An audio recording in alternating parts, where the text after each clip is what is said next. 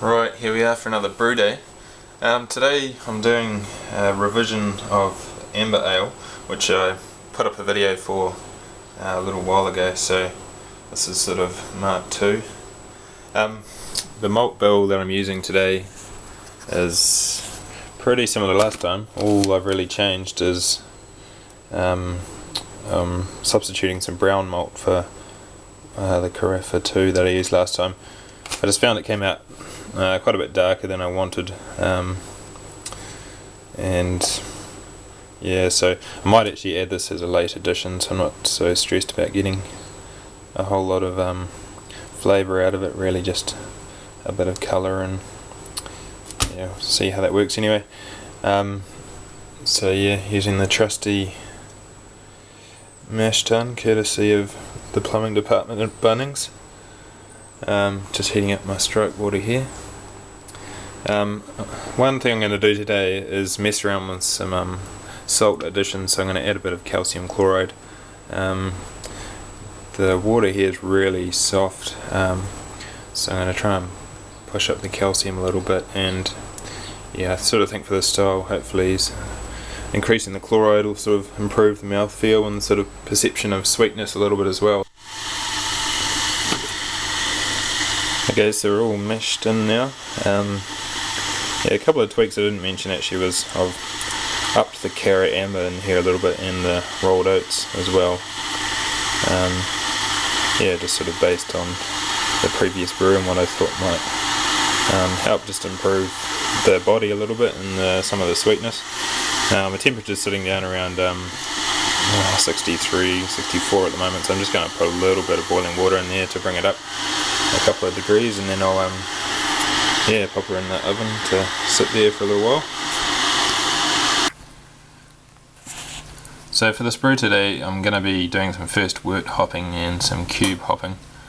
I've been finding sort of the combination of those two seems to work pretty well for kind of covering the spectrum of bitterness, flavour and aroma.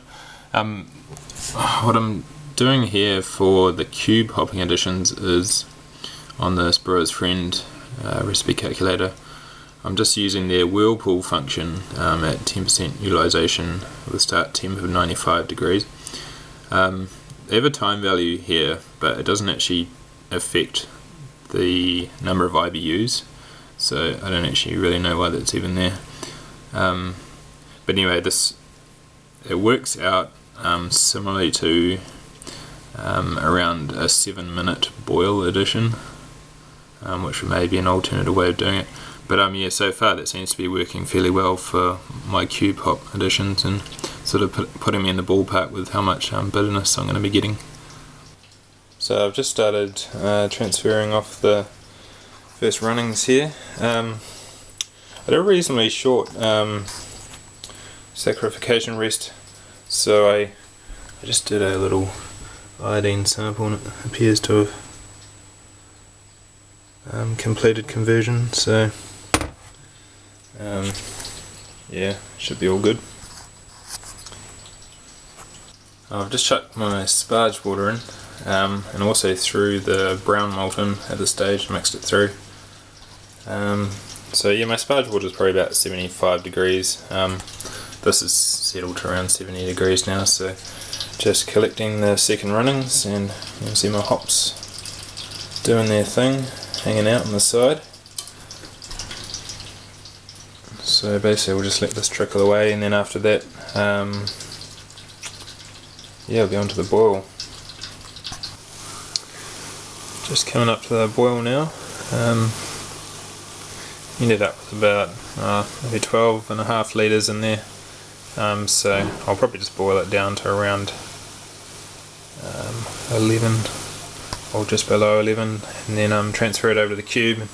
Sort of, it's supposed to be a 10 litre batch size, but you end up losing a bit once all the trube and crap gets transferred out of the cube there.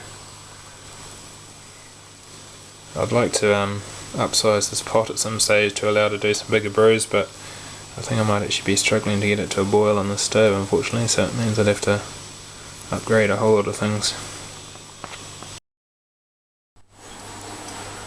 I'm all done with the boil, and I've chucked the wort into the cube, and I had around 20 odd grams of Styrian and Golding hops in there, which are the other hop addition. This is just a poor man's work cooler. It takes a little while, and it's obviously pretty wasteful of water if you're worried about that, but it does seem to do the trick. So I'm just transferring this wort across now down into my little fermenter bucket. So you can kind of see the colour there. Looks kind of, well, it's a lot less dark than my last brew, so I think it'll turn out okay.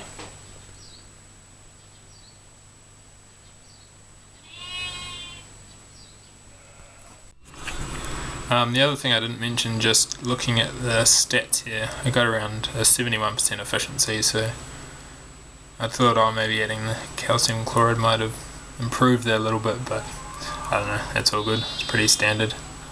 So we'll run with that. So brew day is wrapped up now, and got the beer in the fridge, so it's sitting about just over 21 degrees.